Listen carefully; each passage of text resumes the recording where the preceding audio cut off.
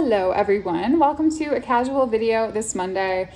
I'll be talking about all of the ways that I incorporate conscious interaction into my work and into my life, and why in the world it matters to me as an occupational therapist by training, somebody who now works with reparenting as coaching and consulting, and really has made a lot of this interactional stuff my life's work.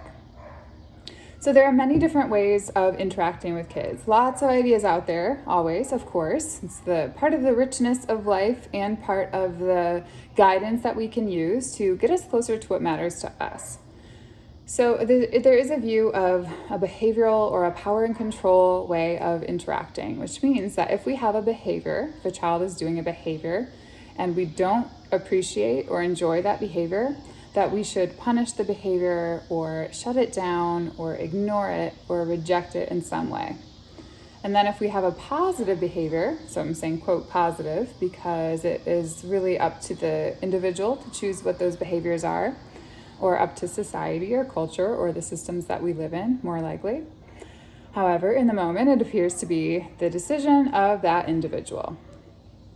So in that moment, if a child does, for example, a behavior that the adult wants them to see, they may reward it or verbalize some praise or treat it in a way that they want that behavior to continue.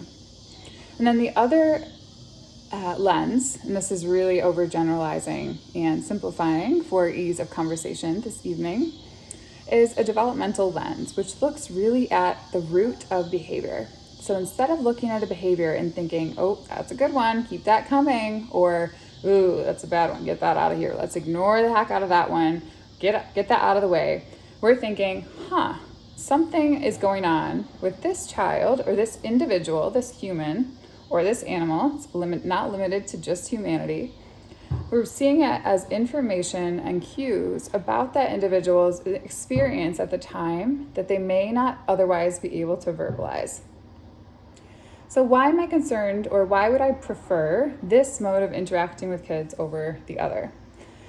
It's because as an emotionally trained occupational therapist and just somebody who has experienced this both and many types of interaction in my own personal life, I've learned again and again and seen again and again that this power of recognizing a child's cue allows us to go through this process of sitting with that child in that emotion, or honoring whatever that emotion is, in a way that the child can make sense of it and make meaning of it and integrate it. Meaning, by going through this process with kids and being present to their emotion, they are able to develop reps. It's almost like building a muscle. Every time we are supportive or curious or compassionate towards the child's emotion, it gives them a muscle rep, if you will. It's like a workout for their own self-regulation skills down the road.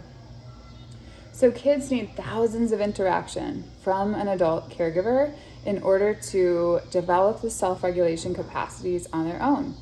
And as somebody, again, who personally has had lots of maladaptive ways of attempting to regulate emotion, meaning this may look like numbing or overworking or consistently thinking or analyzing instead of really sitting with the emotional or energizing source of the body and being. It's this almost detachment from the body or the emotional level of humanity and attempting to kind of analyze it or intellectualize it or spiritualize it. And this is one coping mechanism of many, many, many. So this is where we may look at things like if a child is having a hard time as a teenager, and instead of going to their parent and saying, hey, I heard this happen at school, I don't know what to do about it, whatever it is, I feel really off. Or maybe it's a teenager that comes home and is just critical of the parent or saying things that they may not otherwise say. Instead of the teenager trying to regulate through drugs or alcohol or avoidance or secrecy or numbing, maybe that's when they go to their parent and try to figure it out. Again, this is a big generalization. Some of that exploration is totally developmentally appropriate and typical, and has even been shown that kids with a high level of intelligence tend to explore and be more adventurous. So total generalization, there's no black and white for any of this. However, it's saying that we want kids to come to us with a problem. We want teenagers to come to us with a problem. When they're stressed, when they are having a hard time, that is when we most want them to come to us, because so many human challenges are part of this experience. It doesn't make the child bad. It doesn't make the parent or caregiver or educator bad.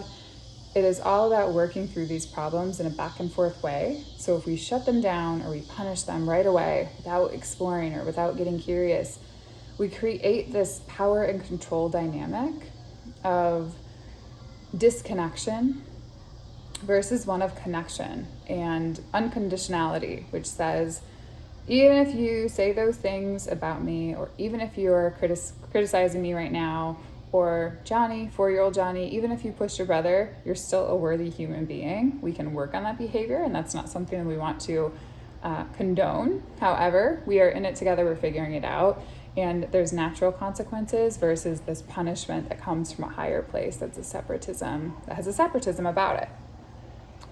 So if this is ringing a bell, I am releasing what I've called the meltdown method. It is coming from many, many years of working with kids and working with families. And it is something that I've been working on after experiencing a course. So I launched a course earlier this year, and I'm really somebody that needs to really know if something works before I really share it in a really confident way.